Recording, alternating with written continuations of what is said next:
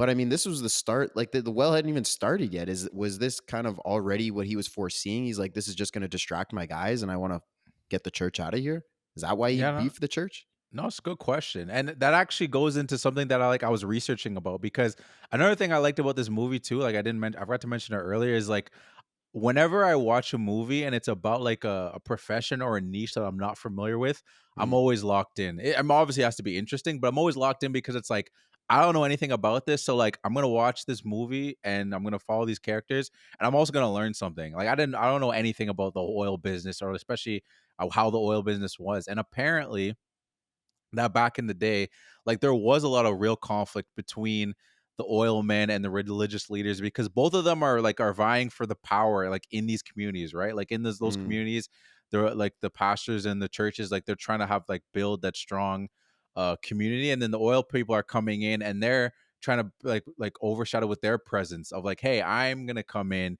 and help you. Like the church is saying, I'm gonna help you through God. Is like, I'm gonna help you guys with money. You know what I right. mean? So like it's that conflict that apparently was like a big thing back in the day, and that's why this was such a big part of this movie. And I think um Daniel not letting him pray was kind of him like I don't know, putting his chest out a little bit. It's like, Yeah. this is my place now. Yeah. Like it was your place, but we're not doing the prayers before.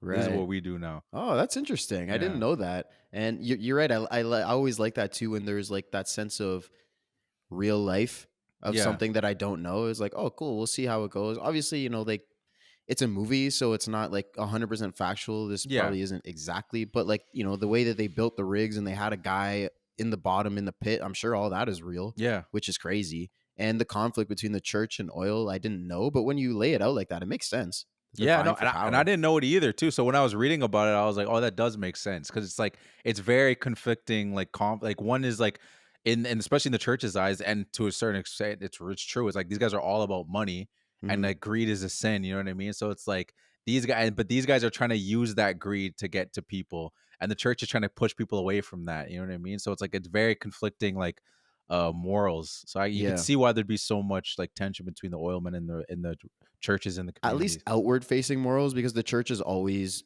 wanted money too. Yeah, no, it's And true. in this movie, he does that as well. Yeah. They renovate, build a new church. By the end of it, he's trying to sell land and get money and everything. So like, Mhm. at least from the outward perspective, the public eye, you're right. They're like, we don't need money, we don't need greed, we just need Yeah. God. But they're bullshitting. Yeah, no, it's true.